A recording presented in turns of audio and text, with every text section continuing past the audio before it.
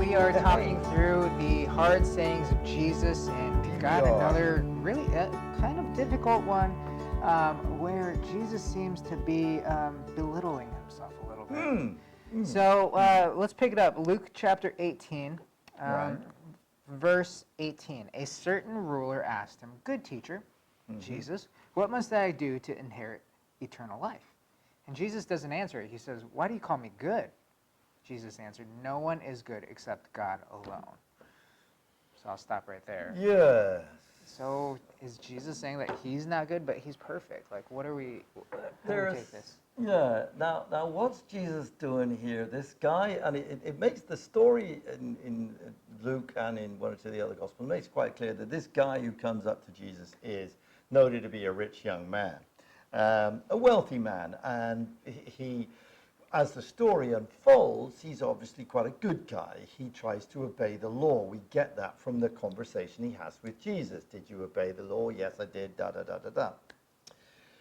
But what is, Jesus, it wouldn't take much. Jesus doesn't need to be wildly incisive to know that it's a rich young man. You can pretty much tell a rich young man in those days by what they're wearing. Because people made their own clothes generally. Most people wore clothes that were homemade. Okay, that was where they weren't shops together. They didn't have Zara. Am I allowed to say Zara? I don't know. Well, maybe. Anyway, okay. But they didn't have shops, but the rich did. The rich had clothes made for them, and they were made very specifically and very definitely to say, "I am wealthy." So it wouldn't take much to deduce that this guy's a wealthy man. But he comes up, and it's his question, is it? "Good teacher, what must I do to win eternal life?" Now, Jesus is not trying to be unkind to this guy, but he's actually, in a sense, testing him out. Why do you call me good? And what Jesus is doing is, again, let's move context a bit. Let's get back into to the first century. They did believe, and Jesus is quoting, that there was only one who could be called good, and that was God. There was no goodness apart from God. And, he's, to some extent, he's going at this guy on a couple of little levels here. Number one is he's saying, where are you coming from? You're calling me good. No one is good except God. In other words, who do you think I am? You're coming to ask me a question. Is this just a test question? Where are you coming from? But the other layer that he's getting at also is saying to this young man, whatever answer I'm going to give you is going to challenge you. You're coming at me to ask me a fairly, it wasn't an uncommon question. What must I do to get eternal life? Okay, now the other thing is this guy is Jewish.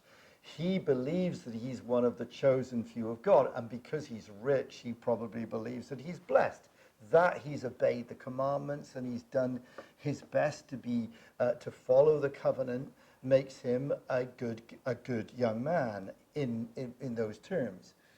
He has followed the law. But Jesus is always challenging people, saying, look, I've come to do more than that. I am the fulfillment of the law and the prophets. The message of Jesus was one of challenge to people who had assumptions about their own righteousness. And clearly in the conversation, although you get this guy asking a genuine question, nevertheless, the further conversation reveals that, what must I do to attain? In other words, am I as good as I think I am? Which is a different sort of question to, tell me how I may earn eternal life. Because he is not going to ask it like that. He comes from a believing people who believed that as the chosen people of God, they had already their life with God sorted. That they were saved simply because they were the chosen people of God. And that all they needed to do was behave like it by obeying the law. Jesus saying, that won't do. there are bigger issues here. No one is good except God, and you're calling me good. Don't forget, if I might say so, Jesus appeared not too different to the way you look, not the way I look. He's not old and crusty. He's young and beautiful. Okay? He's a young man. He's 30-odd. He's just a guy. They don't see him glowing. They don't see him as son of man or son of God or Messiah. They just see him as a prophet. So that's another reason why. Well, why do you call me good? What do you think I am? Who do you think I am? So he's throwing it back onto this young man, but he's going to take this young man to a new place because he finishes it with, well, I'll tell you what, one thing you lack, my friend. Go sell everything you have and give to the poor, and then come back and follow me. And the young man leaves with a heavy heart.